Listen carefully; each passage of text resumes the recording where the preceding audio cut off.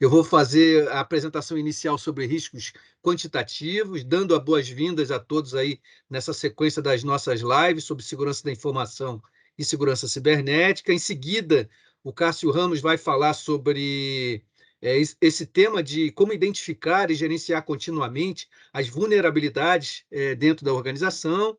Em seguida, Eduardo Poggi, ele fala sobre como que as empresas podem identificar o seu nível de maturidade em relação à segurança e como, na verdade, criar uma estratégia, um plano de ação para melhorar esse nível de maturidade. E Fernando Neri encerra a nossa sequência de apresentações falando sobre o impacto da segurança da informação na Lei Geral de Proteção de Dados Pessoais, na nossa LGPD. Então, bom dia mais uma vez, iniciando a apresentação sobre riscos quantitativos na segurança da informação e segurança cibernética. Eu quero iniciar dando uma notícia de primeira mão para vocês, né? Há 2 dias atrás, a ISO Mundial anunciou a nova versão da ISO 27001, versão 2022, né? Então, a última versão da ISO era uma versão de 2013, portanto, quase 10 anos defasada, né? E aí, a partir de toda uma experiência dos novos tempos, né, das novas ameaças, dos riscos cibernéticos, a ISO atualizou a sua principal norma de gestão de segurança da informação, que é a 27001, que constitui, na verdade, a norma principal dessa série de normas 27000, que, dentro da principal mudança da 27001, no seu anexo A, que, na verdade, são os controles da 27002. Portanto, a principal mudança da 27001, versão atual, lançada ontem, para a versão de 2013, são os 93 controles da nova ISO 27002, agrupados em controles da organização, controles de pessoas, controles físicos e tecnológicos. Portanto, os antigos 114 controles da versão 2013 foram condensados, misturados, alguns novos controles adicionados, e, portanto, agora o anexo A são 93 controles da ISO 27002, versão 2022 também. Outra novidade é que na série 27000 existe a 27005, que é a norma internacional de gestão de riscos em segurança da informação.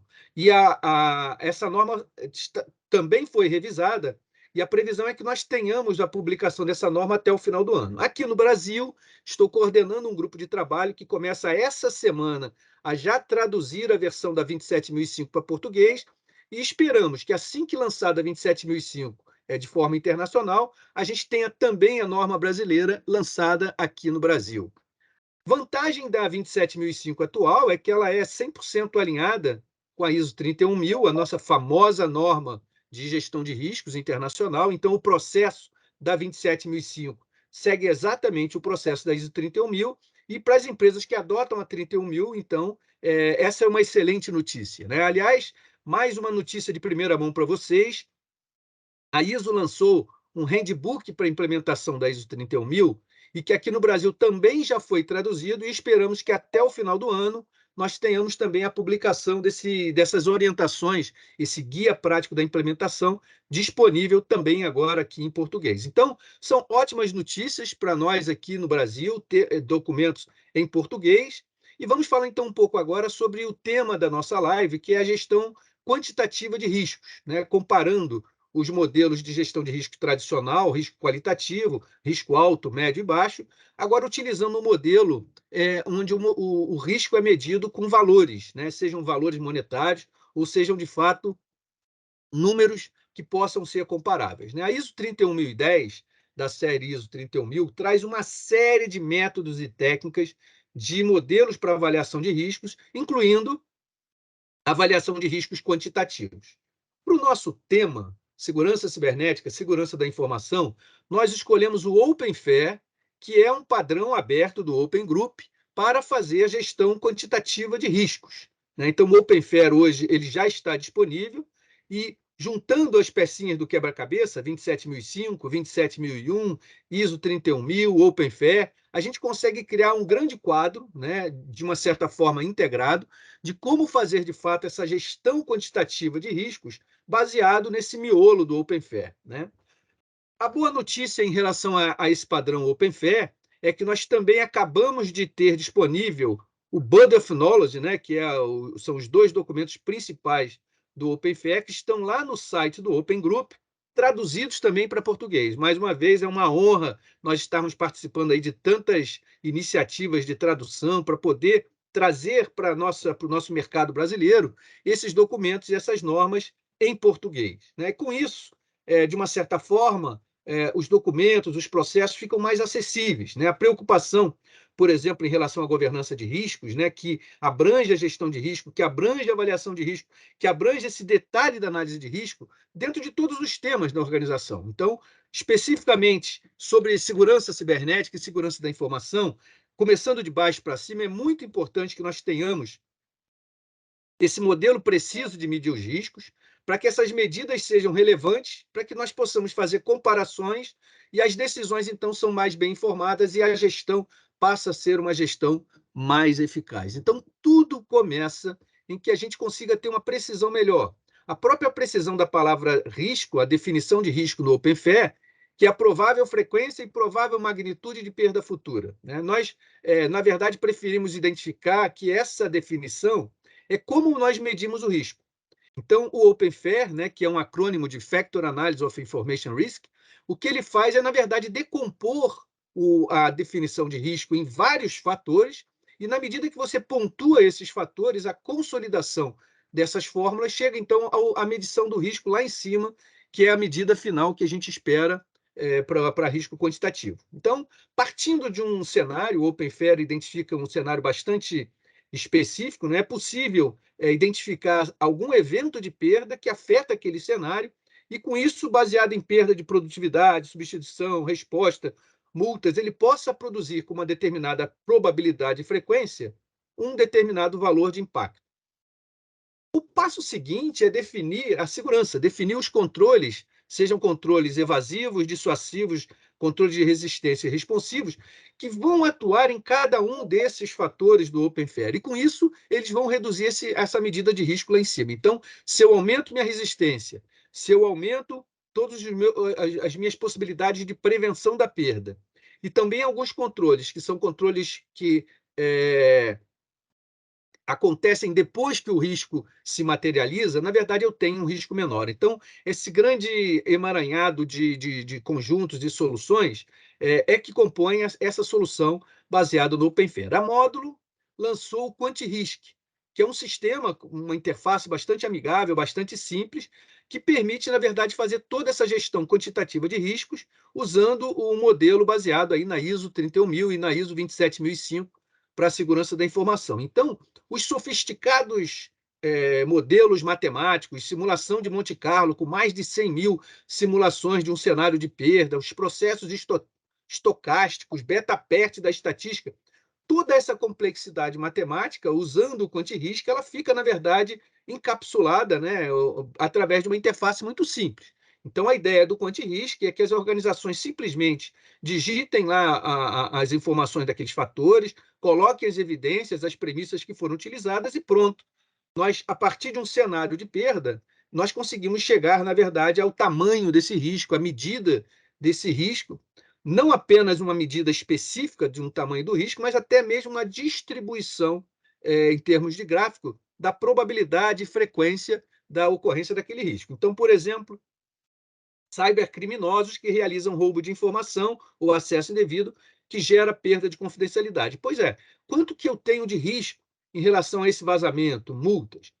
Outro exemplo, risco de ransomware, né? Então, tanto em termos de frequência quanto impacto. Esse é um risco bastante importante nesse momento, né? A cada dia a gente vê notícias na imprensa de empresas que estão sendo impactadas com ransomware, serviços que estão fora do ar, multas que são pagas para ataques de ransomware. E a ideia não é apenas a gente ter a ideia do tamanho desse risco, né? Mas sim também, como nós já falamos, de identificar dentro da lista de controles que nós temos para fazer, quais aqueles que são mais prioritários, quais aqueles que vão diminuir na melhor relação custo-benefício esse tamanho desse meu risco.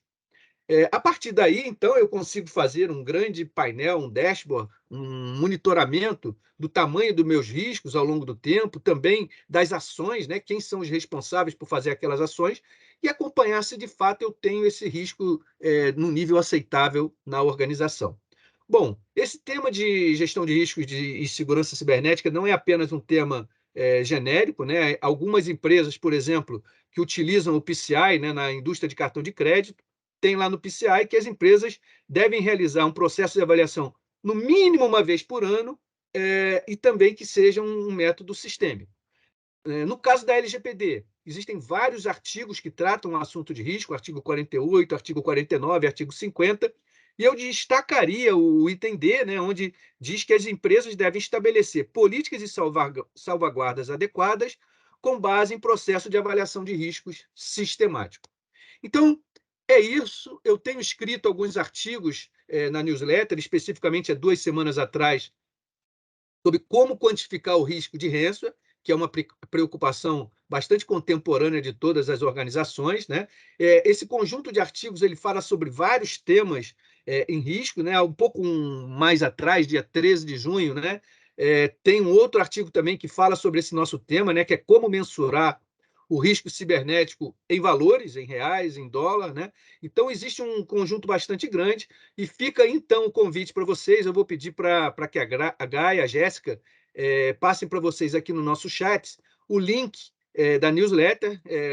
Recomendo, sugiro aí que vocês assinem essa newsletter, Cyber Security Boas Práticas, e toda semana, então, nós temos publicado algum artigo sobre esse tema de segurança cibernética, melhores práticas, normas internacionais, gestão de continuidade de negócio.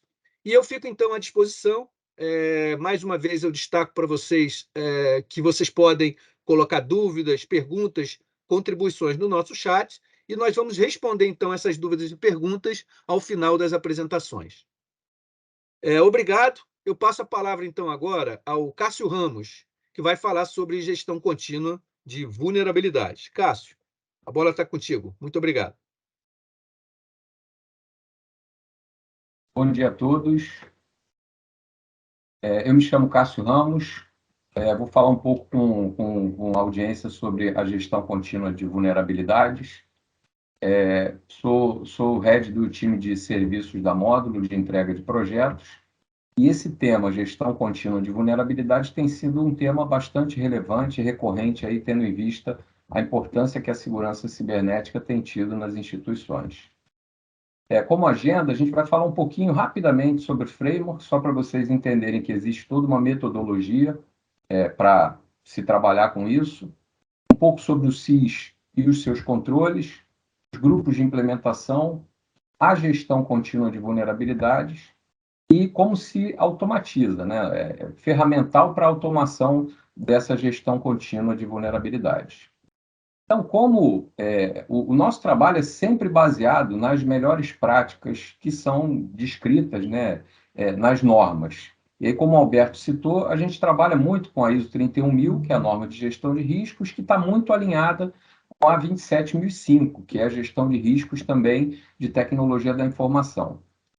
Utilizamos muito a ISO 27001, que é uma ISO já mais voltada para um sistema de gestão de segurança da informação, e o NIST. Para dar apoio a esses sistemas de gestão, nós temos o SIS, versão 8, que é um conjunto de controles que apoia, ou seja, suporta a implementação de um grande sistema de gestão de segurança da informação. O SIS, então, tem 18 controles, que eu vou falar um pouco daqui a pouco sobre eles. O que é o SIS, né? É o Centro de Segurança da Internet. É um instituto sem fins lucrativos. Ele tem como visão ser uma referência global em segurança cibernética. E a missão é identificar, desenvolver e validar as melhores práticas de segurança cibernética do mercado. É um instituto aberto, qualquer um pode se filiar, se cadastrar, opinar, fazer suas propostas, de forma que é algo que faz parte da comunidade de segurança da informação. Aqui estão descritos os 18 controles, né? Estão definidos os 18 controles que, se bem aplicados, proporcionam uma relevante segurança cibernética em qualquer instituição. Nós vamos falar um pouco sobre o controle 7. Mas percebam, né, para a gente ter uma gestão contínua de vulnerabilidades, os controles anteriores são importantes também. Então, não adianta a gente se preocupar só com a gestão contínua, a gente tem que se preocupar com os controles que antecedem a gestão contínua. Por exemplo, o inventário de hardware e o inventário de software. Se eu não sei o hardware que eu tenho e eu não sei o software que está instalado nesse hardware, como eu vou ter uma efetiva gestão de vulnerabilidades? E como ela vai ser contínua? Então, é importante que os controles sejam implementados para que, nesse caso, o controle 7 de gestão contínua esteja implementado de forma correta, né? O SIS também define que existem os controles, por exemplo, aqui é o controle de gestão contínua de vulnerabilidade, e aqui são as medidas, ou seja, são, entre aspas, os subcontroles que devem ser implementados para se ter uma gestão contínua efetiva. Eles são chamados de medidas de segurança. Então, perceba que estabelecer e manter um processo de gestão, ou seja, formalizar um processo de gestão, estabelecer um processo de remediação, formalizar um processo de remediação, executar a gestão de patches de sistemas operacionais, patches de aplicações, varreduras automáticas de vulnerabilidades em ativos, varreduras automáticas em ativos, aqui ativos internos e aqui ativos externos, e correção contínua de vulnerabilidades. Nesses controles, o SIS diz que existem grupos de implementação, IG1, IG2 e IG3, de acordo com o nível de maturidade da empresa e de recursos disponíveis. Então, o grupo de implementação 1, ele é um grupo mais básico, a gente precisa implantar medidas de segurança mais básicas. O grupo 2, algumas a mais, e o grupo 3, a totalidade das medidas de segurança. Então, aqui são 7 medidas de segurança. O grupo 1 define que as empresas que estão na maturidade do grupo 1 só precisam implementar as 4 primeiras. E as empresas que estão no 2 e no 3 têm que implementar todas as outras. Então, dependendo da maturidade de cada instituição, ela se adequa ao grupo 1, grupo 2 ou grupo 3.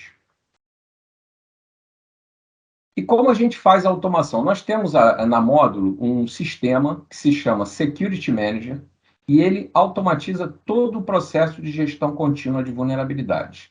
E esse sistema ele é totalmente alinhado com a ISO 31000, com a ISO 27005, e ele também trabalha com todas as boas práticas do SIS, que definem o que se deve fazer em termos de gestão contínua de vulnerabilidade. Então, aqui a gente observa que o primeiro passo é o inventário. E esse também é o primeiro passo da ISO 27005, da ISO 31000. Então, aqui nós temos um inventário, e a partir do inventário, a gente também pode definir, por exemplo, a relevância de um sistema, a relevância de um sistema dentro do negócio daquela instituição. Então, aqui, o inventário, que pode ser automatizado, ou seja, trazido de uma ferramenta de inventário, ou o inventário pode ser também inserido manualmente. Depois que a gente tem um inventário, a gente vai integrar esse inventário com um scan de vulnerabilidades feito por uma ferramenta. Nesse caso aqui, nós fizemos o scan de vulnerabilidades com uma ferramenta de scan de vulnerabilidades chamada Nessus. Esse scan produz um resultado e esse resultado é importado para o sistema e processado para cada um dos ativos que foram alvo do scan de vulnerabilidades. Então, fizemos o inventário, pontuamos no inventário relevância e agora a gente traz as vulnerabilidades e associa as vulnerabilidades a cada ativo. Cada vulnerabilidade tem as suas pontuações também de risco. Então, nós temos pontuação de risco das vulnerabilidades, temos a pontuação daquele ativo que é a relevância. Essa parte a gente define como análise. Então, nós analisamos o scan que está associado aos ativos. Depois, nós temos a avaliação. A avaliação é o processo pelo qual se toma uma decisão de tratar uma vulnerabilidade ou de aceitar a vulnerabilidade. O software, então, implementa isso de forma, vamos dizer, linear, para que a gente tenha uma visão efetiva da implementação das ISOs, né, 27005 e ISO 31000, no sistema. Então, aqui a gente tem todo o fluxo: inventariar, analisar, avaliar e tratar. E aqui o processo decisório. Então, a título de exemplo, eu marcaria as vulnerabilidades de acordo com algum critério de pontuação ou vulnerabilidades que estão em determinada rede, ou seja, qualquer que seja o critério definido, a gente marcaria e definiria se essas vulnerabilidades serão tratadas ou se elas serão aceitas. Caso aceitas, a gente vai justificar por que a aceitação daquelas vulnerabilidades. Decidindo, então, tratar as vulnerabilidades, aí essas vulnerabilidades vão para um workflow de tratamento. E aqui nós criamos os planos de ação. Nesse workflow, com aquele bolo de vulnerabilidades que foram definidas para tratamento, nós podemos criar planos de ação diferentes, para tipos de ativos diferentes ou tipos de vulnerabilidades diferentes. Então, por exemplo, eu posso criar um plano de ação para tratamento de vulnerabilidades da DMZ, que é uma rede que fica exposta, os ativos ficam expostos na internet, e esse plano de ação, ele pode ser um plano de ação muito mais agressivo em termos de data. Por isso que eu separei esse plano de ação num plano de ação a ser monitorado. E eu posso criar um outro plano de ação para a gente fazer o tratamento das vulnerabilidades internas, de forma que a gente tenha planos de ação diferentes, com prazos e responsabilidades diferentes. Nesse caso aqui, a ferramenta tem 4 planos de ação, com 64 vulnerabilidades divididas nessas criticidades, ou seja, nesses riscos, de forma que essas são as vulnerabilidades que foram decididas que seriam tratadas. No plano de ação é que a gente acompanha a vulnerabilidade até que o plano de ação esteja encerrado. Então, eu posso ter planos de ação finalizados e planos de ação em execução. E os gestores podem ter a visão de cada um desses planos de ação de acordo com a sua responsabilidade. E as equipes técnicas também. A gente segrega também as funções de equipes técnicas, gestores, etc. Uma parte bem interessante da ferramenta é que essa ferramenta ela tem como uma das suas abordagens fazer uma comparação entre análises diferentes, entre scanners de vulnerabilidades diferentes, de forma que eu consigo verificar se em um determinado teste e no próximo reteste existem vulnerabilidades novas, ou seja, uma vulnerabilidade nova é uma vulnerabilidade que apareceu no teste 1, uma vulnerabilidade que não apareceu no teste 1, mas apareceu no teste 2. Uma vulnerabilidade tratada é uma vulnerabilidade que apareceu no teste 1 e ela não apareceu no teste 2. Por quê? Porque foi tratada. E uma vulnerabilidade reincidente é uma vulnerabilidade que apareceu tanto no teste 1 como no teste 2. Com esse comparativo, a gente consegue verificar a performance do tratamento e gerar indicadores dessa gestão contínua de vulnerabilidades ao longo do tempo.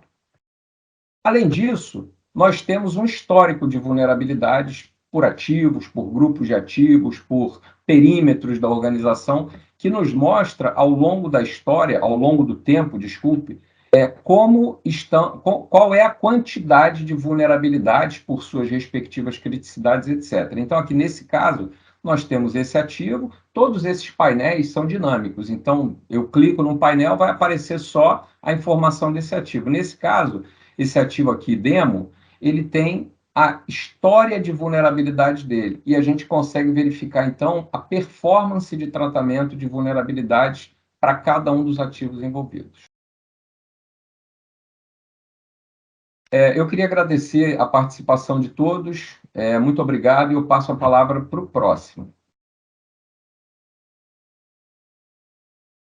Ok, Cássio, obrigado. Vou compartilhar minha tela. Meu nome é Eduardo Poggi. Eu vou falar um pouquinho sobre essa automatização de gestão de uma autoridade de controles do SIS, né? Basicamente, isso é um aspecto importante, até porque alguns órgãos de reguladores publicaram alguns artefatos, alguns documentos. O TCU, por exemplo, publicou uma cartilha sobre os 5 controles do SIS de segurança cibernética para ontem, tá? Deixa eu me apresentar, né? Meu nome é Eduardo Poggi, eu sou o CISO da Módulo e também sou Head de Soluções de Riscos em Cloud. E a ideia aqui é começar com uma provocaçãozinha, tá? Para todos. Deixa eu achar meu mouse aqui, onde é que ele está. Uma provocaçãozinha é como eu posso ter uma agilidade nesse processo de avaliação de maturidade, não só avaliação, né? Quando a gente fala de análise e avaliação, não adianta a gente ficar analisando e avaliando e não ter um processo de implantação do tratamento para aumentar essa maturidade. Então, é isso que a gente vai falar um pouquinho. E essa gestão de maturidade desses controles do SIS, ela tem dois pontos muito importantes, que eu chamo binômio de importância, que é manter o registro dessas atividades, de tudo que está sendo feito, para dar transparência para todos que estão envolvidos, e aplicar a automatização neste processo, onde ele efetivamente reduz os custos e aumenta essa agilidade ou transparência, tá? Então, esse processo, normalmente, ele se inicia com uma identificação de gaps, né? Essa identificação de gaps, ela é acompanhada por esse processo de avaliação, ou seja, de entendimento efetivo de onde está esse gap e avaliação desse entendimento para construir um plano de ação, mantendo todos os envolvidos, todas as pessoas comunicadas e monitorando o plano de ação para redução. Muitas vezes o processo falha no monitoramento do tratamento. Muitas vezes não há um monitoramento adequado e as coisas ficam como se, ok, já identifiquei, mas não termina nunca esse processo, até para retroalimentar vamos dizer assim, esse nível de maturidade, uma vez que as informações são atualizadas com os quesitos necessários para cada controle, para cada medida de segurança. Alguns benefícios eu trouxe aqui para a gente entender, alguns benefícios dessa automatização dessa gestão de maturidade, né? A parte de centralização, proteção da informação, você não tem planilha correndo daqui para lá, de lá para cá, né? Eu tenho a permissão aí, o Cássio mostrou aí alguns painéis, então tem um monitoramento instantâneo, ou seja, e dinâmico dessas informações, e controle de acesso e relatórios automatizados, e esse controle dessas informações que estão circulando no ambiente automatizado, né? Basicamente, a gente, quando faz um processo de avaliação, a gente tem consultores especializados que vão aplicar esses quesitos do SIS, das medidas e algumas técnicas do próprio SIS, como o SIS-RAM, para avaliar essa maturidade, não só atual, mas também o ponto futuro, o ponto desejado dessa maturidade, equipe do cliente, e a gente utiliza o nosso Maturity Manager, que permite você fazer essa gestão automatizada desses controles do SIS. Conforme eu tinha mencionado anteriormente, a cartilha publicada pelo TCU, ela foca em 5 controles para ontem, ou seja, são 5 controles do SIS que são considerados mais importantes. E esse TCU recomenda que todos os órgãos de governo, todos os órgãos da administração, se preocupem em implantar esses 5 controles, né, que, de alguma forma, eles estão conectados com o NIST Cyber Security Framework. Então, aí vocês podem ver aqui do lado esquerdo o Cyber Security Framework aqui, e quais são os controles que o TCU considera fundamentais, aí do nível 1, que é inventário, nível 2, aí o nível 1, inventário de ativos corporativos, o nível 2, inventário de software, o 7, que é a gestão contínua, que o Cássio mencionou, a conscientização, que é a importância, né, dessa conscientização, e a gestão de respostas a incidentes. Então, a gente pode perceber que eles estão tocando nas principais, vamos dizer assim, superfícies de ataque, ou seja, tanto arquivos de software, arquivos de hardware, gestão contínua de vulnerabilidade, onde são as falhas, a conscientização de segurança, que são as pessoas, e o processo para tratar isso de forma ágil. Então, são os 5 controles que eles consideram mais importantes. E a gente pode fazer esse processo utilizando o Maturity Manager, que é nosso software em ambiente SaaS, integrado com o seu modelo de diretório para identificação e autenticação, e com as informações todas protegidas. Podem ver que a gente tem um processo todo de análise, tratamento e monitoramento disso. Então, a gente consegue perceber que a gente produz, a gente consegue produzir um indicador de maturidade desses controles para a empresa como um todo, a maturidade atual, a maturidade futura, o status de implementação dos controles e as funções de segurança do NIST, porque existe essa relação do NIST com os controles e as medidas do SIS, tá? E a gente consegue consolidar e manter esses painéis dinâmicos, permitindo não só a transparência, mas o acompanhamento efetivo de quem tem permissão de acesso às informações onde estão. Então, a gente tem, por exemplo, aqui são a lista dos controles, para cada item avaliado, que tem uma medida de segurança, que é a primeira medida do inventário, né, do controle 1 do SIS, onde a gente tem todas as informações, tem um processo de análise do CISRAM, ou seja, todo o processo estruturado, metodizado, organizado com base no CISRAM, né? Tanto a parte de análise, a parte de tratamento, ou seja, criar as ações de tratamento específicas para cada medida de segurança avaliada, tá? E uma vez a gente fez isso, a gente consegue ter um painel de monitoramento desse tratamento de forma transparente, podendo dar visibilidade para os executivos, para as pessoas interessadas, para as partes interessadas, para as partes envolvidas, tá? Com isso, você consegue ter uma visualização e esse monitoramento, inclusive, do status da situação de cada plano de tratamento que foi estabelecido para que isso seja feito aqui dentro do seu ambiente. Então, nós temos diversas ações de tratamento, né? A gente pode observar aqui diversas ações de tratamento aqui, e essas ações de tratamento estão associadas a algumas medidas, aqui vê que são do 7.1, e o status dessa ação de tratamento, se está aberto, com prazo definido. Então, você sai de uma situação em que você não tinha o monitoramento, não tinha o controle, não tinha, vamos dizer assim, a transparência do que está sendo feito, com todo o controle, monitoramento e transparência do que tinha feito, permitindo, inclusive, criar um modelo de Gantt para cada ação de tratamento. Você pode estruturar um modelo de Gantt, pode ser que eu implantar um inventário de ativos, elaborar uma política para definir as regras para o inventário de ativos, pode ter várias subtarefas e isso pode ser feito aqui dentro do nosso sistema e do nosso método. E, ao mesmo tempo, a gente tem a feature de que nós conseguimos produzir essa evolução da maturidade ao longo do tempo, dando visibilidade para os executivos e até como comprovação para os órgãos reguladores que você está efetivamente executando o processo de gestão de riscos e de controle de maturidade dos controles considerados mais importantes, controles cibernéticos, tá ok? Então, basicamente, você pode também produzir alguns relatórios podem ser consolidados para servir até como registro para envio, né, dessa comprovação de tudo que está sendo feito, ok?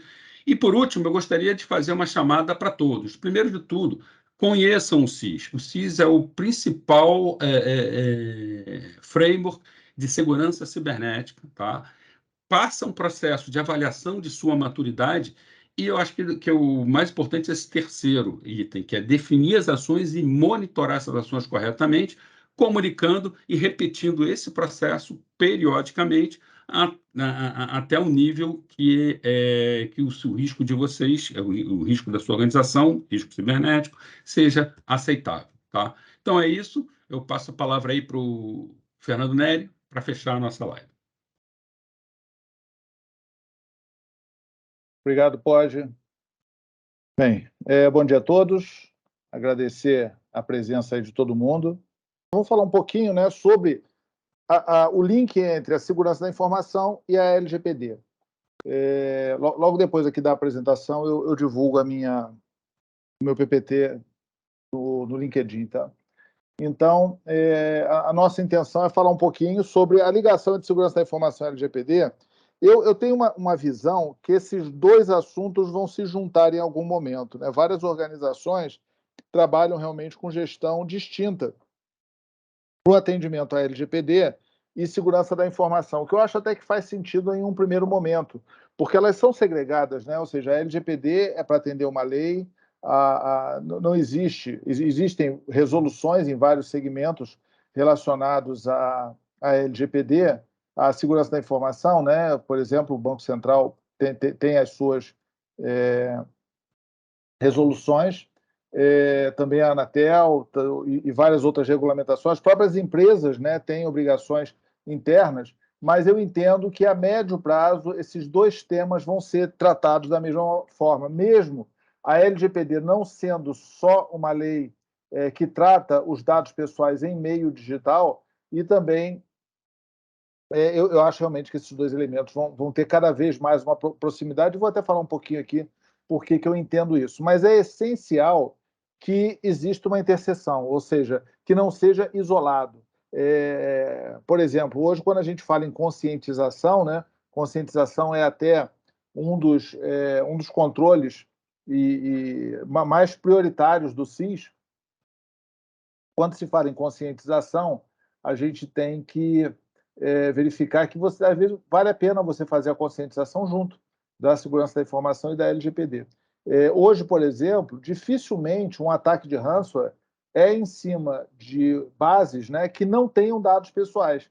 Se você teve um ataque de ransomware e esse ataque ele foi remetido, foi feito em cima de uma base que tenha dados pessoais, você precisa comunicar o incidente à ANPD. Então, neste momento, você já juntou as duas iniciativas. Então, esse ponto realmente é bem importante. Então, a segurança da informação ela está na LGPD, no artigo 46, né? E ele diz que os agentes de tratamento, no caso, agente de tratamento, controlador e operador, e suas variações, devem adotar medidas de segurança técnica e administrativa aptas a proteger dados pessoais de acessos não autorizados e de situações acidentais ou ilícitas.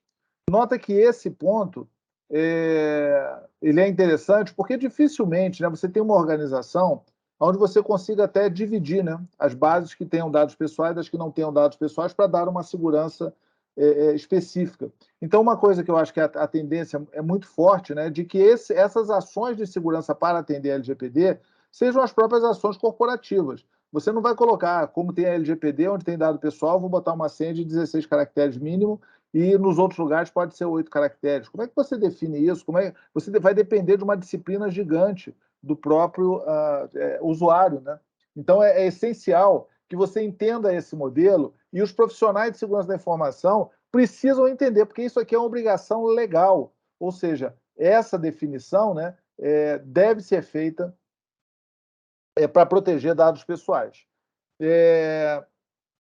E aí vem aqui um ponto importante, né, artigo 46, parágrafo 2º, que as medidas, né, do caput essa é a parte principal, né, do artigo, deve ser observado desde a fase de concepção do produto ou do serviço até a sua execução. Isso aqui é o chamado privacy by design, ou seja, e também se tem falado muito em security by design.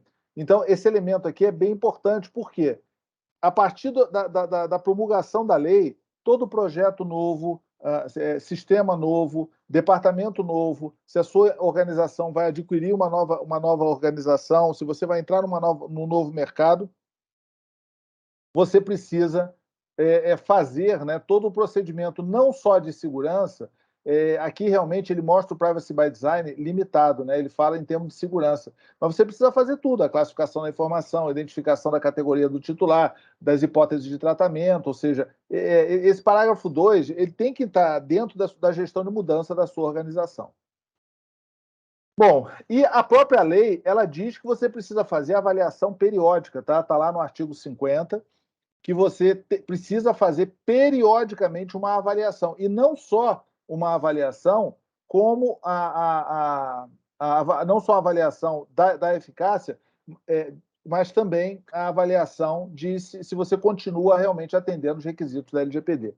Então, nós temos utilizado, né, o SIS, né, como esse principal modelo. Eu vou até falar daqui a pouco, porque do ponto de vista da lei, do ponto de vista do contexto brasileiro, você deve realmente usar o SIS. Nós temos insistido bastante, conversado. Alguns clientes nossos, eles chegam e falam: cara, legal, eu até concordo, mas a minha auditoria manda usar o NIST. Ou outro fala: não, mas eu prefiro aqui usar a ISO. Ou eu vou usar uma mistura de cada um deles, ou seja, eu vou usar essas bases aí como componente. É importante você ter, tá, o seu kit. O que você não pode ficar é omisso nisso aí. Você tem que falar: eu uso o SIS, eu uso todos, eu não uso nenhum. Ou seja, se você não fala nada, vai considerar que você não usa nenhum, o que vai dizer que vai corresponder a que você não vai estar atendendo a LGPD.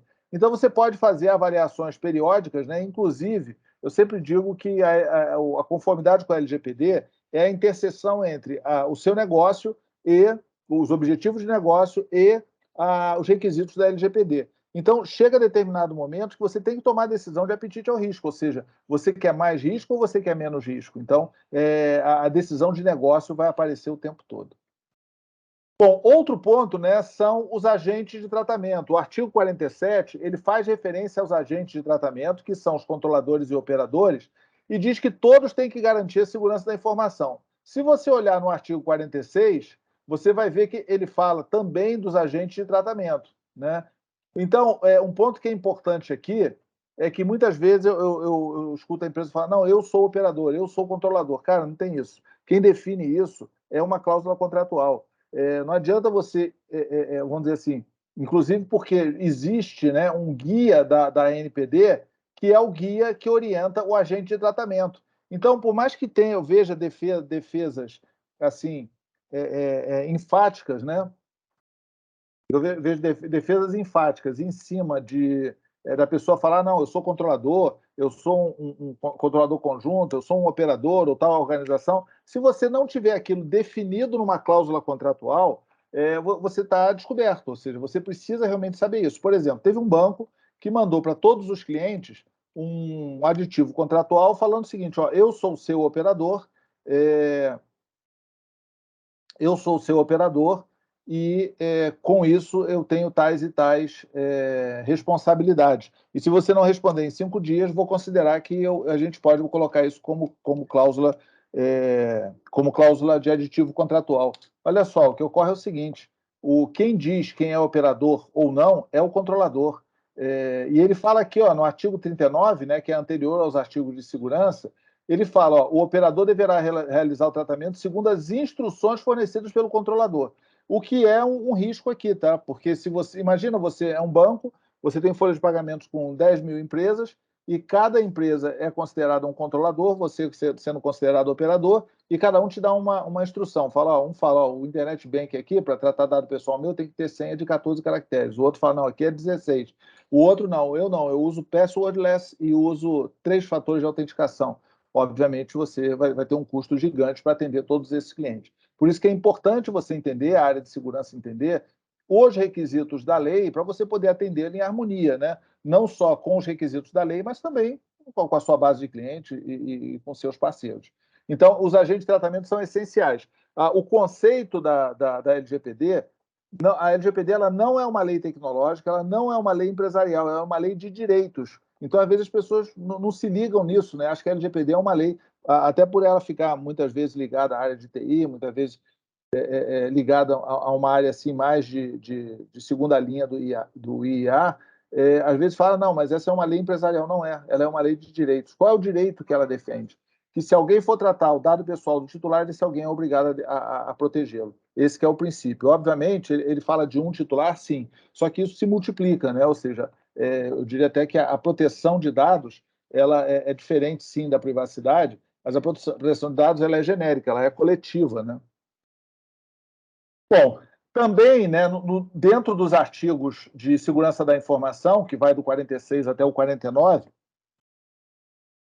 está a gestão do incidente. Um ponto muito importante. Primeiro ponto, a gestão de incidentes de proteção de dados pessoais não é igual à gestão de incidentes de cibersegurança. Você pode até juntar, fazer tudo no mesmo lugar. Mas você falar, não, eu já tenho gestão de incidente de gestão de segurança e não preciso implementar e posso usar ele para fazer LGPD, não é verdade. Você precisa fazer algumas alterações, tá? Nós temos sugerido que você faça separado, inclusive porque uma gestão de incidente é mais assim operacional, é dia a dia, é pronta resposta. E a outra é mais de prestação de contas. O conceito é bem diferente. Então, não adianta. Pessoal, se alguém quiser fazer alguma pergunta, tá, para qualquer palestrante, pode colocar no chat aí, que o Alberto, no final, faz aí de mestre de cerimônias. Então, é importante a gente entender esse processo. Inclusive, é o seguinte, você corre um risco caso ocorra um incidente e você não comunique. Eu vou mostrar daqui a pouquinho um risco bem claro do que tem acontecido nos Estados Unidos. Então, o artigo 48 fala: o controlador deverá comunicar à autoridade nacional e ao titular a ocorrência de incidente de segurança que possa acarretar risco ou dano relevante. Então, olha só, ocorreu um incidente, né? Teve uma ocorrência, classifiquei como incidente, eu vou ter que avaliar se é o caso de eu comunicar ou não. O que eu não posso é ser omisso. Eu preciso, dentro do ciclo de vida do incidente, tomar esse tipo de decisão. Ou seja, comunico ou não comunico. Não pode ser negligente, tá? Ou seja, se você é negligente, você se coloca bastante em risco. Então, você precisa começar a conversar isso. Agora, esses incidentes grandes de segurança cibernética, praticamente todos estão dentro de um contexto que trata dado pessoal. Então, você precisa fazer esse tratamento. Então, é importante saber, primeiro, existe um formulário padrão de comunicação de incidente. Tá? Não é qualquer formulário, não é qualquer comunicação, não é qualquer formato, é um formulário específico. Eu espero que a NPD ela tenha um web service, né, para a gente poder fazer a integração. Mas hoje não, é um formulário, ele já está lá no site em Word. Desculpem. O segundo ponto é que você não comunica mandando e-mail, você comunica por meio do SEI. Agora, um ponto de alerta para todo mundo. Vocês entrem nesse link aqui e cadastrem a senha de vocês, porque esse cadastramento ele requer que você mande documento para você poder fazer a confirmação.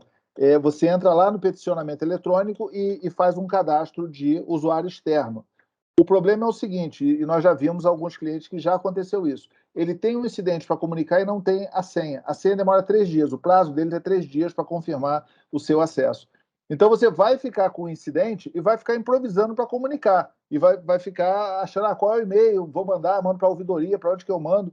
Então, aqui é bem importante você fazer isso previamente. Faz isso em tempo de paz, porque em tempo de guerra, você não vai conseguir. Então, todo DPO, todo responsável por incidente, ele precisa realmente estar extremamente ligado neste assunto aqui. Ou seja, se eu tive um incidente, eu tenho que avaliar se eu vou comunicar. Se eu vou comunicar, eu tenho que preencher o formulário comum. Quando eu termino de preencher esse formulário, eu tenho que mandar pelo sistema da Presidência da República, que é o oficial. Eu já vi gente tendo dificuldade de comunicação, entrando em risco, porque não tinha como mandar pelo meio oficial. Porque na hora que dá o incidente, sai correndo para cadastrar a senha, e aí ele tem 3 dias de prazo e começa a procurar um monte de gente. Quem é que eu posso, como que eu posso fazer, e assim por diante. Bom, o incidente ele tem o seu ciclo de vida, tá? E é importante, por isso que eu falei, a gestão de incidente baseada no ITIL, baseada no COBIT, baseada em melhores práticas de segurança, tem uma ISO de gestão de incidente, ela não é igual à da LGPD. A da LGPD é para atender uma lei. E nota que a LGPD ela não fala em gestão de incidente, ela fala aqui em comunicação de incidente. Lá no artigo 50, fala sobre resposta a incidente. Só que para você fazer resposta a incidente, para você fazer comunicação de incidente, você precisa fazer a gestão de incidente. Então, é bem importante que você entenda esse ponto. E não é nada demais, tá? Ou seja, quem cuida de incidente, fazer isso aqui é brincadeira, é moleza. Mas só que você não pode deixar de fazer. É aquela história, é fácil e é importante. Se você não faz previamente, não entende previamente, quando ocorre um problema, você pode, inclusive, ser responsabilizado por causa disso, porque é a famosa demora de comunicação e assim vai. Bom, aí o ciclo de vida do incidente, todo incidente começa como uma ocorrência, né? Quando você liga para a NPD, para 190, por exemplo, você não está indicando, eles não estão atendendo um incidente ainda, eles estão atendendo uma ocorrência, que pode ser uma ligação errada, um trote, alguém que desligou, cai a ligação, ou pode ser um assalto a banco ou um homicídio, ou uma agressão. Mas só que na hora que toca o telefone, ela é uma ocorrência, ela pode ser transformada em incidente em 1 nanosegundo por meio de um robô, mas ela entra como ocorrência. Aí depois você classifica como incidente, dependendo do grau do incidente, ele vira uma crise, dependendo do tipo da crise, você precisa comunicar a NPD. Então, ter esse fluxo aqui é um ponto essencial. Aí, só lembrando para vocês uma questão, que é o seguinte, eu até levantei essa imagem aqui, que eu ia botar um desenho aqui, não deu tempo. Nota, o incidente, né, de violação de dados pessoais, não necessariamente ele é um incidente cibernético. Por isso que realmente é bem diferente, tá? E é importante, não estou dizendo que não pode ser junto, mas precisa ser pensado antes. Então, nesse caso aqui, ó, se você entrar no Reclame Aqui e colocar LGPD, você vai ver que tem um monte de reclamação de LGPD. É uma coisa até didática, tá? Eu acho que é legal fazer isso aqui. Aí ele fala aqui, ó, desde que a minha mãe se aposentou, o banco faz em média 15 ligações diárias no meu telefone. Já informei que esse número não é dela. Tento esse número como dela, estou cadastrado. Claramente violar a LGPD. Nota o seguinte, ó. Isso aqui é um cliente fazendo uma reclamação no Reclame Aqui, citando a LGPD. Então, o Reclame Aqui ele é típico, né, de relação de consumo. Se aplica a Lei de Defesa do Consumidor. Cara, os PROCONs e a Secretaria Nacional do Consumidor são dos agentes mais ativos na LGPD. Então, caso você tenha relação B2B, e caso você tenha, vai lá no site do Reclame Aqui e vê se já tem alguma reclamação. Por quê? Você deve cadastrar isso aqui como uma ocorrência ou como um incidente? Quando você cadastra isso aqui como um incidente, ele entra dentro do fluxo. Mas nota o seguinte, isso aqui não é um incidente cibernético. Pode até você descobrir depois que a causa raiz é de cibernética, mas isso não é um incidente cibernético. É alguém que está com um número de telefone, não necessariamente foi obtido por uma violação, e que está ligando. Você está apurando a reclamação, você não está fazendo julgamento. Uma coisa que eu vejo é que às vezes as pessoas querem julgar antes de pensar. Então, o que é um perigo, né? Então é muito importante entender o que é o caso. Tipo assim, esse caso aqui é uma violação? Não, mas o cara falou que é uma violação. Está ligado com a LGPD. Tem a ver com a LGPD? Tem a ver com a LGPD. Precisa ser cadastrado na base de incidentes da LGPD? Sim. Precisa ser comunicado à NPD? Talvez sim, talvez não. Ou seja, depende do que você apurou aqui nesse incidente. Bom, aí, porque eu falei de responsabilidade profissional, olha só. O CSO do Uber foi condenado por negligência, porque ele não comunicou o incidente. Um ponto importante. Nos Estados Unidos, a lei ela diz que caso você tenha um incidente de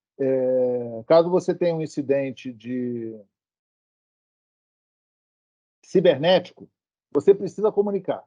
Independente de LGPD, dado pessoal e assim por diante. É a lei americana de cibernética que fala exatamente isso. Aqui no Brasil, tá? Se, por exemplo, você é uma instituição financeira, o Banco Central tem essa obrigação. Se você é uma empresa de telecomunicação, caso seja na área regulada, você também tem essa obrigação. Então, ele foi punido por quê? Porque demorou para comunicar. Tá? Vocês podem entrar, pesquisar, é bem interessante. Tá? Quem é CISO, vale a pena olhar esse caso aqui. Por quê? Isso é uma tendência de chegar no Brasil. Na verdade, isso é uma tendência de ocorrer no mundo todo. Cada vez você tem mais negócio, cada vez você tem mais ocorrência de violação por meio cibernético. Então, você aqui realmente vai ter essa preocupação. Isso tem acontecido, tá? Punições. Quem foi punido aqui foi o CISO.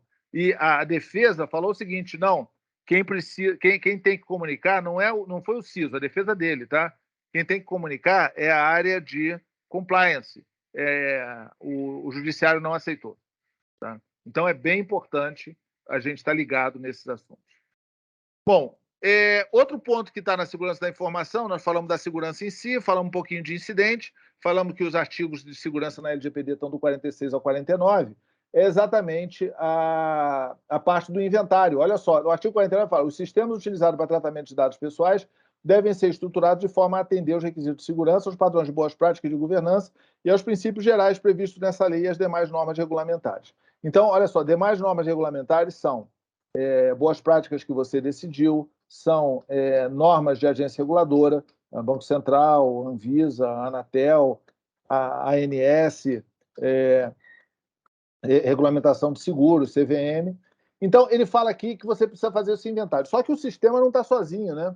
O sistema está atendendo um processo, está atendendo uma área, está atendendo um conjunto de pessoas, ele tem que ser classificado, você tem que dizer qual o tipo de dado que tem ali, qual a categoria de titulares que tem. Então, não é aquela lista de sistema que a gente tem há 20 anos, que é a mesma. E mais, as organizações tratam com sistemas internos. Aqui também estão os sistemas externos. Então, por exemplo, o Internet Banking, quando ele fala sistemas ali, ele também está falando. E essa ideia de sistema também entra aqui na interpretação mais ampla, os arquivos em papel, tá? Então, você precisa realmente tratar com cada um desses elementos. Nota o seguinte, inventário é essencial, né? O Cássio e o Pode falar um pouquinho disso aqui. Nota o seguinte, o SIS, que é o mais técnico de todos os frameworks de segurança, e está na versão 8, desde a versão 1, o controle 3, 4, 5, ele já teve top 20, agora é top 18, já teve top 15, hoje é top 18. O 1 e o 2 nunca mudou, sempre foi inventário de hardware e inventário de software. O 3 já foi, hoje ele é tratamento de dados, mas o 3 já foi controle de acesso, já foi senhas administrativas, já foi malware, já foram vários elementos, já foi proteção de perímetro. Agora, o 1 e o 2 não muda nunca. Por quê? Porque as pessoas tomam providência para todos os outros, mas não tomam providência para o inventário. Ou seja, hoje, e desde quando surgiu o SIS, há 15 anos atrás, a lista dos controles, 1 e o 2 é sempre igual. Então, é essencial. Tá? O Cássio também falou um pouquinho disso. Não é à toa que ele tem 5, né, medidas de segurança e tem para o controle 1 e 7 medidas de segurança para o controle 7. Bom, aí a segurança se junta, né? A seção 1 do capítulo é segurança da informação, a seção 2 é boas práticas. Ou seja, você precisa ter o seu guia de boas práticas. Isso aqui é essencial. E também ter o seu modelo de governança em LGPD, governança em privacidade, mas isso é outro assunto. Mas vamos falar aqui um pouquinho de boas práticas. Ele fala, né, que você realmente pode ter regras de boas práticas e governança. Um ponto que é importante é o seguinte: eu diria que para você juntar o conceito de risco, porque a LGPD fala de risco em vários lugares, o conceito de privacidade é diferente de proteção de dados, mas como não tem framework de proteção de dados separado, né, usa-se o de privacidade, que está muito próximo. E também segurança. Então, você tem a ISO, que tem a ISO 27001 como segurança, a 27701 como privacidade, a 27.005 e 31.000 como risco. Aí o CIS tem o CSC versão 8, né, o CIS-CSC, que é o Cyber Security Controls, tem o Privacy Guide e tem o CIS-RAM. O NIST tem o CSF, o Privacy Framework e a RMF. Qual é a vantagem da ISO? Né? Ou seja, todos eles se equivalem, todos eles têm correlacionamento, tem mapeamento entre eles, todos eles são muito bons, todos eles estão atualizados, a ISO estava meio atrasada, mas lançou a versão tanto da 27001 como da 27002. Na verdade, o mais correto aqui é 27001/2, tá? Então, a gente tem que eles se equivalem e muitas vezes tem coisa que está no um e não está no outro, mas todos eles têm mapeamento. Tá? O CIS publica mapeamento com a ISO com o NIST publica mapeamento com o CIS e com a ISO, e a ISO publica mapeamento com o CIS e com o NIST. E todos eles têm framework de segurança, de privacidade e de risco. Você precisa, aquilo que eu falei anteriormente, você precisa escolher qual é o seu kit. Se o seu kit é ISO, é CIS, é NIST, se o seu kit é todo, se é uma parte da ISO, uma parte do CIS, uma parte do NIST, você escolhe conforme a sua preferência de negócio, tá? Como você está atendendo uma lei, não tem muita opinião pessoal nisso aqui não, tá? O que tem é a decisão de negócio e os requisitos da lei. São as duas coisas que importam. Eu sempre falo, olha, o que eu falo não importa muito, é mais um input para você decidir, mas a sua decisão é uma decisão de negócio. O que nós recomendamos hoje, na maioria dos casos, é você usar o CIS. Por quê? A Secretaria de Governo Digital ela usa o CIS como referência, tá? O Tribunal de Contas da União ela faz a avaliação baseada no CIS. Então, isso aqui é uma dica. O TCU ele avalia a CVM, avalia a própria NPD, ele avalia o Banco Central, avalia todas as organizações, a segurança cibernética, por meio do CIS. Então, pode até falar um pouquinho disso aqui, mas eu hoje, tipo assim, inercialmente, escolheria o CIS. Mas é aquilo que eu falei. Tem cliente nosso que fala, não, mas eu sou uma multinacional americana e a ordem é que eu faça em cima do NIST. Beleza, faz em cima do NIST. Nós temos condição de fazer todos eles. E um ponto aqui, completando o que o Alberto falou, é que o FAIR, ele é um framework de riscos quantitativos que pode se agregar muito bem aqui, porque ele faz o risco quantitativo em valores. Cara, o risco da LGPD não é quantitativo, não é qualitativo, é quantitativo. Então, aqui é uma boa alternativa para você tratar em cima disso. Então, pode ter certeza, viu? Tem trabalho para os próximos 10 anos só em cima disso aqui, que é uma das seções de um dos capítulos da LGPD, tá? Então, esse que é o ponto. Ficamos à disposição, passar para o Alberto aqui, até para eu beber uma água, que eu falei para caramba. Se vocês quiserem, daqui a pouquinho eu já transformo a minha a minha apresentação, faço 2 correções que eu vi aqui e já vou colocar no meu LinkedIn. Então é isso, pessoal. Muito obrigado. Deixo a palavra com o Alberto.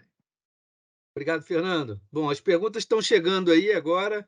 Eu vou até começar com, não sei, é uma pergunta, um comentário aqui do Gilmar Anderson Jimenez. Como for muito grande, eu vou tentar dividir um pouquinho aqui, Gilmar. Olha, você inicia falando toda a metodologia, observa as teorias formadas ao correr do tempo, em que muitas vezes a reformulação não altera conceito, e sim nomenclaturas. Então, é verdade, né? Nós que temos participado, na verdade, a minha participação pessoal e da Módulo no desenvolvimento dessas normas internacionais de segurança, ela vem de longa data, né? Nós somos um dos precursores desde a época lá da ABS 7799, que ainda era uma norma britânica, que se transformou em um 7799, que virou a 27001 e toda a série da norma 27000, as várias versões do COBIT, né, na área de governança de TI, as normas de gestão de riscos da ISO 31000, eu participo de todas as reuniões internacionais desde que foi lançada lá atrás. Então, nós aqui no Brasil, nós temos uma participação muito ativa. E é verdade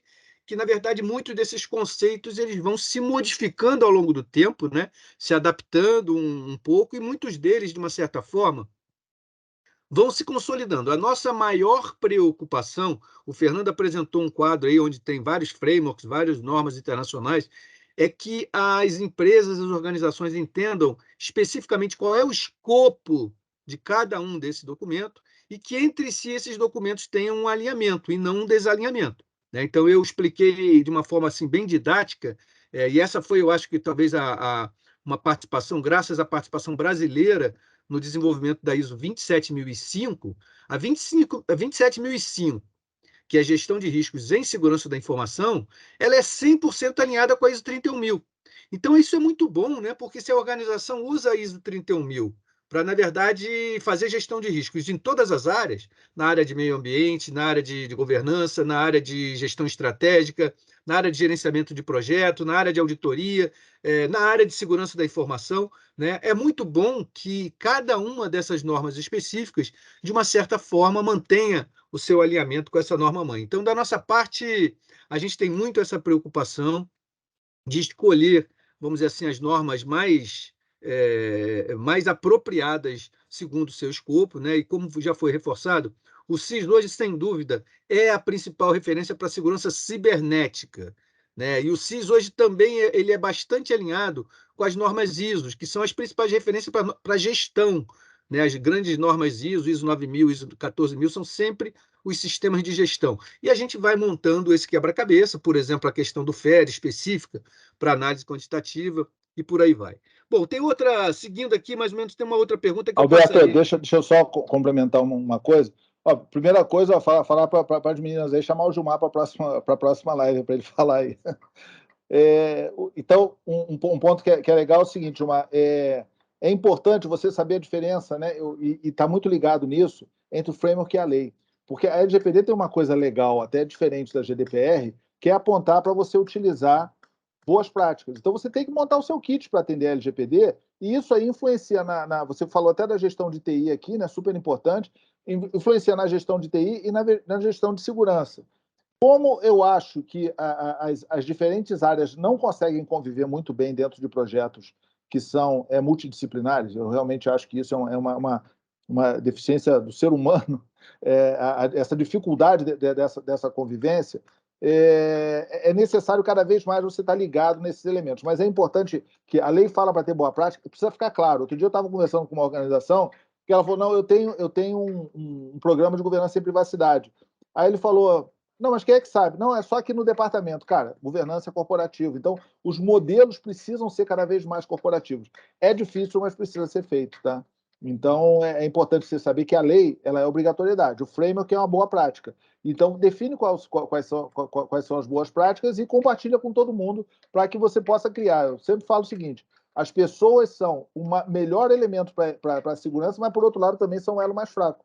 Como é que você balanceia tudo isso aí para você conseguir, usando boas práticas e usando a lei, e usando as atividades e as obrigações organizacionais, para você fazer a implementação?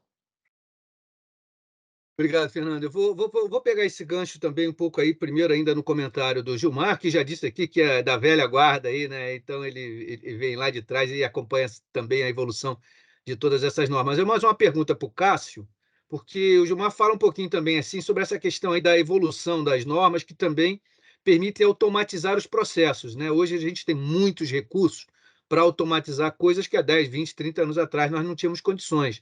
Isso, inclusive, facilita para a gestão e facilita a transparência. Então, eu queria que o Cássio comentasse um pouquinho em relação a essa questão específica, né? O Cássio também é dessa velha guarda aí, os cabelos brancos não o deixam enganar, né? Ele veio aí, ele era responsável aí por toda a segurança da informação da Marinha, né? Então, vem de uma formação militar, uma proteção não só de segurança cibernética, defesa cibernética. Cássio, fala um pouquinho aí sobre essa questão que envolve automação, envolve a questão da gestão, cada vez mais a linguagem de negócio, e envolve essa prestação de contas. Bom, primeiro, eu gostaria de ressaltar o seguinte: o ferramental hoje, que é utilizado para os scans, né, que é um princípio da análise de vulnerabilidades, são ferramentas que têm um custo até razoavelmente baixo. Porém, quando você quer trabalhar com a gestão, ou seja, você quer trabalhar de forma contínua com histórico, com comparações, com dashboards, as ferramentas já não servem mais. E aí você tem que ter soluções de gestão contínua de vulnerabilidade. E mesmo essas não são hoje extremamente maduras. Elas são soluções até que estão no estágio inicial de maturidade. Ou seja, isso não dá a visão para o gestor contínua de um processo que é definido formalmente de gestão e um processo de remediação formal. Quando a gente trabalha com uma ferramenta que consegue automatizar esses dois pontos, a gente começa a verificar a efetividade do andamento do processo, ou seja, todo o PDCA do processo, vislumbrando, inclusive, o histórico desse tratamento. Então, o que eu acho interessante é a gente entender que tratar vulnerabilidades, se a gente não tiver um processo organizado, é muito parecido com secar gelo. Eu trabalhei, meu time aqui, né, o nosso time trabalhou recentemente com uma instituição, eles tinham um processo muito bem estabelecido, eles faziam análises de vulnerabilidades semanais, o que é algo bastante agressivo, e eles sempre tinham a percepção de que essas vulnerabilidades não eram tratadas, a despeito das equipes reportarem tratamento. Ou seja, eram tantas vulnerabilidades e essas sempre cresciam que a percepção deles é que essas vulnerabilidades não eram tratadas. Então, nós trabalhamos num projeto para mostrar para eles como a gente deveria, de forma simples, gerenciar continuamente as vulnerabilidades. E isso, obviamente, passa por comparações. Então, se a gente tem um escopo e a gente faz uma análise de vulnerabilidades agora, a gente daqui a algum tempo, e uma semana é um tempo muito agressivo, daqui a algum tempo a gente tem que verificar se o plano de ação de tratamento daquele escopo de vulnerabilidades ele de fato foi efetivo. E aí, com isso, você faz uma outra análise de vulnerabilidades e você faz um comparativo. Isso, por exemplo, é extremamente relevante para quem precisa do selo do PCI. Você precisa efetivamente fazer um teste e você precisa fazer um reteste. E no reteste, nós não podemos ter nenhuma vulnerabilidade. Então, o processo de gestão ele é muito mais do que uma simples análise de vulnerabilidade. E o que a gente percebe nas empresas é análises de vulnerabilidades que passam, que não continuam com o tratamento e um plano de ação que, esse sim, além de ser, vamos dizer, de visualização de todos os envolvidos, ele traz indicadores para que a gente invista em novas ferramentas e novos processos. Eu acho que a automação ela consegue dar uma visão de dashboard, de painéis e de relatórios que vamos dizer, que a nossa alta gestão precisa dessas informações para tomar as corretas decisões até de investimento. Então, eu entendo isso, tá, Alberto? Obrigado aí pela pergunta. Tá, joia. Obrigado, Cássio. Só para passar a palavra um pouquinho para o. Acho que o pode responder uma última parte que falava um pouquinho aqui da pergunta ou da consideração do Gilmar, né, onde ele coloca vários fatores ou vários critérios, né, como conscientização, também a preocupação específica aí da prestação de contas da TI ou da segurança, e também o nível de abrangência, né? Então, assim, não só alguns ativos, mas também alguns processos, diferentes processos ativos. Então, a pergunta que tem a ver com, eu até gostei da forma que ele escreveu aqui, estabelecer a escalabilidade organizacional frente à identificação de maturidade. Então, assim, criar uma escalabilidade organizacional e que eu vejo também assim como os degraus. Então, a pergunta para o Poj é assim, dentro desses vários critérios para se definir a maturidade, né? Quais são assim os principais, e talvez você possa falar um pouquinho do uso do CISRAM, por exemplo, para identificar esses níveis de maturidade e criar essa escalabilidade organizacional que o Gilmar comentou. É muito importante o que ele falou. Na verdade, antes de aparecer o CISRAM, a gente aqui na Moldus já tinha um método ou CMMI de maturidade ou algum outro aspecto que a gente sempre pensa. Qualquer coisa que eu tenho que implementar na organização, ele tem que estar escrito, tem que estar na amplitude correta, tem que estar de forma automatizada e reportado com indicadores de forma correta. E, na verdade, isso aí acho que ficou meio similar. O CISRAM foca exatamente nisso. Cada medida de segurança, por exemplo, estabelecer e manter o inventário detalhado de ativos corporativos, por exemplo, que é o 0101, que é o controle 1, e a medida 01 do CIS. O CISRAM foca em entender se esse controle, se ele tem uma regra definida, uma política definida, se ele está implementado adequadamente no escopo todo que é definido, se ele está automatizado, se existe um critério de automatização aí, até para automatizar, talvez, o processo de conhecimento de todos os envolvidos, e se ele tem um indicador de reporte dele, ou seja, quantas pessoas conhecem isso, sabem que tem que se fazer isso. Então, o CISRAM, ele trabalha para cada, vamos dizer assim, perspectiva dessa, numa valoração de 1 até 5, ou se não é aplicável, tanto para a parte atual, quanto para a maturidade futura, e com isso ele faz uma média. O que a gente analisa daí, que a gente pode tirar daí? Que eu posso estar no estado atual, que eu tenho uma política, ele está implementado, mas não na amplitude toda, ou ele não está reportado de forma adequada, e a visão futura é que ele, agora eu quero implantar no escopo corretamente, com um reporte de indicadores corretos, de forma correta. Então, essa diferença, então, você já considera esses 4 fatores, e essa diferença do que onde você quer, onde você deseja estar e onde você está, vão definir quais são as ações que você tem que fazer. E essas ações, elas são organizadas nessas 4 perspectivas. Eu vou melhorar ou a minha política, eu vou implementar no contexto, ou no ambiente, ou no escopo desejado, vou automatizar o que for possível. Então, nem sempre o ideal é o 5, o ideal é aquele que seu apetite de risco aceita, de forma que você implemente os controles de forma adequada para atingir aquilo que você quer. Então, o CISRAM ele tem essa abordagem. E, claro, você utilizando isso não em planilhas, né, o famoso sistema automatizado de planilhas, que é o SAP, né, Albert? Então, o que a gente quer fazer é que o sistema dê a transparência não só para quem é responsável, mas para quem que demandou essa responsabilidade, para as partes interessadas e para as partes envolvidas. Então, acho que esse é um resumo assim completo, né, Alberto? Obrigado, Pode. Muito bom, muito bom. Fernando, tem várias perguntas até direcionadas para vocês aí, ó, do Éder, da Mariana. Eu pensei em fazer um pinga-fogo aqui. Vai lá. E eu dou uma lida geral e falo aqui, ó. O Éder falou o seguinte, ó, tem algum documento simulando ou explicando o fluxo de um incidente, do início do incidente até a comunicação do incidente à NPD? Éder, existe, na verdade, não tem documento oficial. Eu posso te mandar algumas referências. Eu coloquei aí o link da minha apresentação. Me manda uma mensagem, pode ser pelo LinkedIn mesmo, eu te mando algumas ideias com relação a isso, tá? Porque, na verdade, o princípio, o da LGPD é um pouco diferente, né? Existem ISO, se eu não me engano, a ISO 27035, que fala sobre gestão de incidente, pode até confirmar, mas é essa mesmo, né? 27035. Você sabe que eu tive Covid, o efeito colateral foi esquecer número de ISO e número de artigo da LGPD, agora que eu estou me recuperando. Felizmente foi só esse.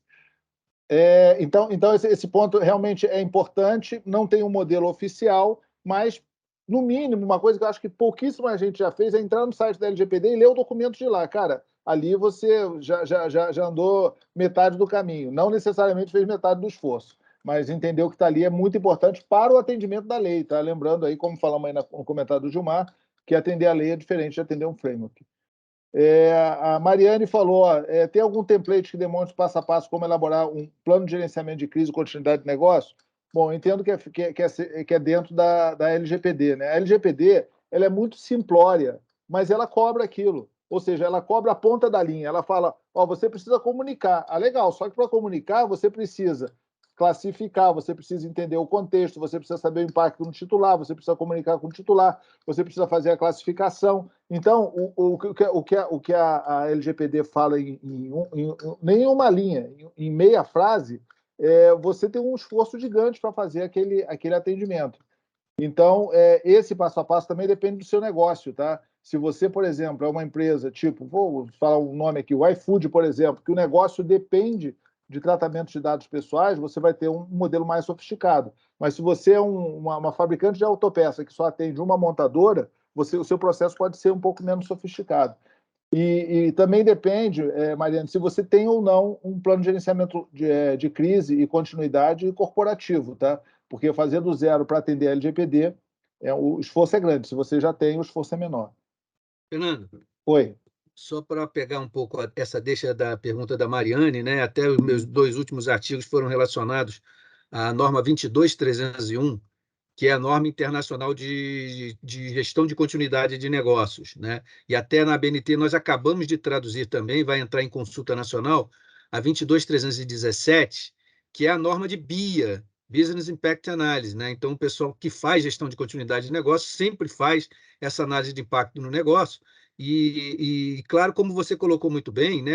A norma 22301, ela é abrangente, ela serve para a gestão de continuidade de negócio em todas as esferas, né? Mas especificamente, como a pergunta veio direcionada para a LGPD, se você já tem esse modelo corporativo, o ideal é que seja um processo, um procedimento alinhado com essa norma geral. Mas se você não tem, isso é uma ótima oportunidade de, na verdade, nós criarmos processos que muitas vezes é um escopo mais limitado, mais reduzido, como por exemplo da LGPD, e depois, na verdade, se expande esse escopo e vai se abrangendo em outras áreas. Então, a dica aqui nesse caso aí específico, se a sua organização já tem um método, um processo, uma metodologia, um padrão de gestão de continuidade de negócio, siga-o. E, de preferência, se não tem, utiliza a 22301, que é a norma internacional de gestão de continuidade de negócio. No caso específico de segurança cibernética, a 27035 é alinhada com a 22301. De novo, funciona aquele quebra-cabeça que a gente comentava. Fernando, tem mais uma do Marcos para você. Então, eu vou falar aqui a do Marcos, para o Jabari falar, mas na verdade essa do Marcos é melhor o Cássio responder. Ela é tão fácil que eu vou pedir para o Cássio me explicar. Então, Marcos, é o seguinte: analisando a descrição dos controles do SIS, não tem um detalhamento de recomendação como implementar semelhante à ISO, né? Sendo que a ISO 27002 ela é mais abrangente, né? E o SIS ele é mais profundo. E não tem. Então, como é que faz essa questão da implementação dos controles do SIS? Acho que é uma boa pergunta, o Cássio vai ter uma resposta muito melhor do que a minha. E a Letícia fala uma coisa que é a dificuldade de justificar o privacy by design. Letícia, atender a uma lei é uma questão de gestão de riscos. Eu acho que a argumentação ela é baseada em gestão de risco. E, na verdade, não é justificar por que fazer, é por que não fazer.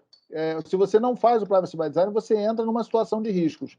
Então, as organizações, e isso vai ser um desafio dos próximos anos muito grande, né?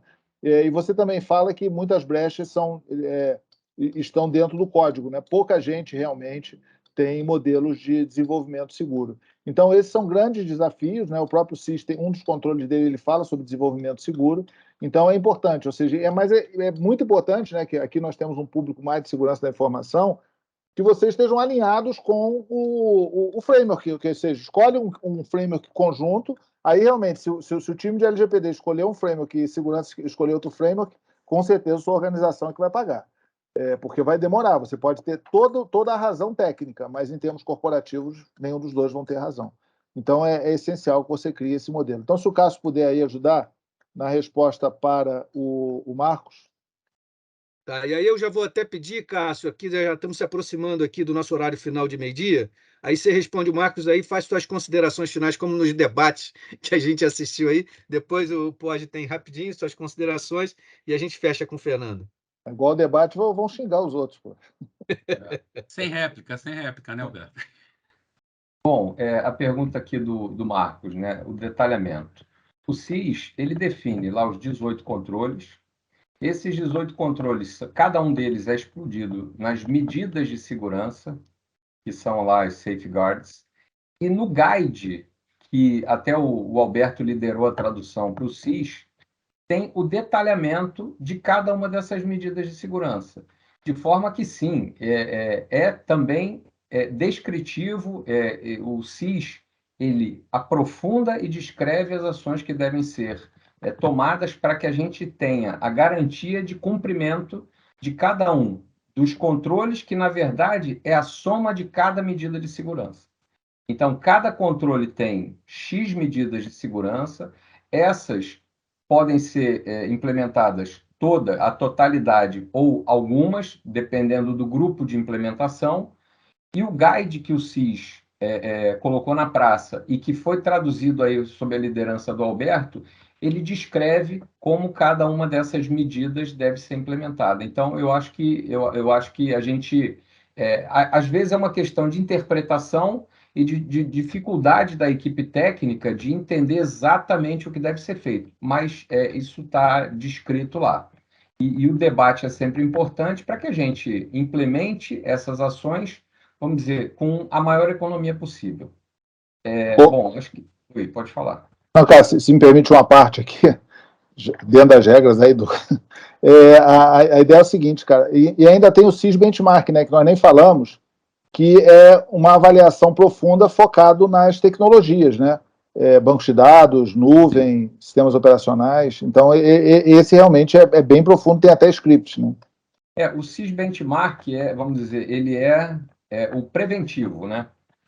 E a gestão contínua de vulnerabilidades é mais reativa, né? São vulnerabilidades que vão aparecendo e a gente tem que corrigir. O CIS Benchmark, ele, vamos dizer, ele se confunde aí com o que a gente chama de hardening.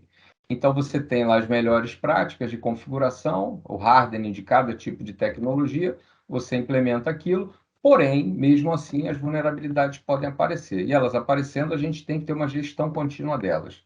Então, o meu chamamento aqui é para que a gente pense, quando a gente pensa em gestão contínua de vulnerabilidades, a gente tem que olhar para uma tela, a gente tem que olhar para um documento e entender que a gente está fazendo algo contínuo, que tem um PDCA que não para de rodar o tempo inteiro.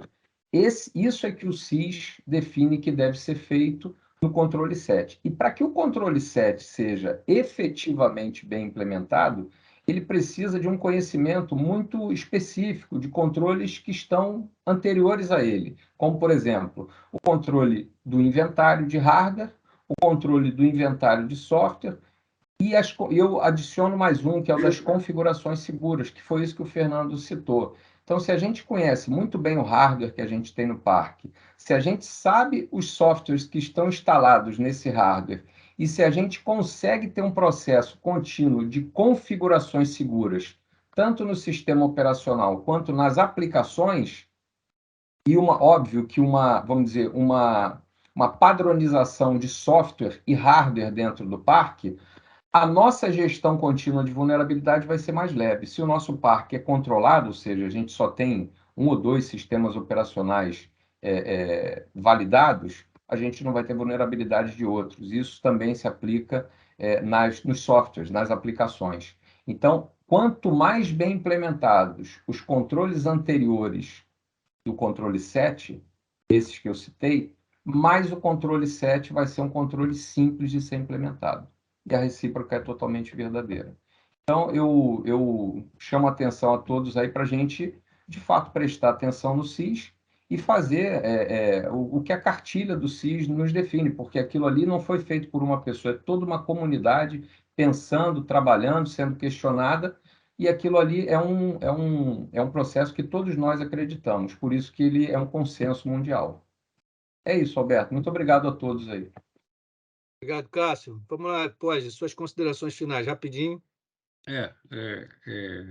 Eu vou reduzir meu tempo aqui, que eu ia falar bastante coisa, vou dar uma reduzida. O que eu vou enaltecer aqui é a importância da adoção do SIS. Por quê? Porque o SIS, é fato que todas as empresas utilizam ativos para colocar suas informações, e os crimes são... Então, quando você coloca em ativos de tecnologia, aí vira cybersecurity, não information security. E sendo cybersecurity, o SIS é o principal framework que trata os riscos de segurança cibernética, que afetam a segurança cibernética. E, descendo um pouquinho mais, aí até também endereçando a Letícia, acho que foi a Letícia que colocou, o SIS ele aborda no seu controle 18 toda a parte de application security. Então, o que é importante para a gente reduzir esse risco, ou seja, reduzir esse risco cibernético, é observar os controles de SIS e observar, primeiramente, se as regras estão bem claras e definidas na organização. Aí, na parte de application security, né, que é o que o CISRAM foca também como primeiro item, se existe uma política e uma regra definida para endereçar alguns elementos que são importantes em serem endereçados, no caso do security by design, do privacy by design.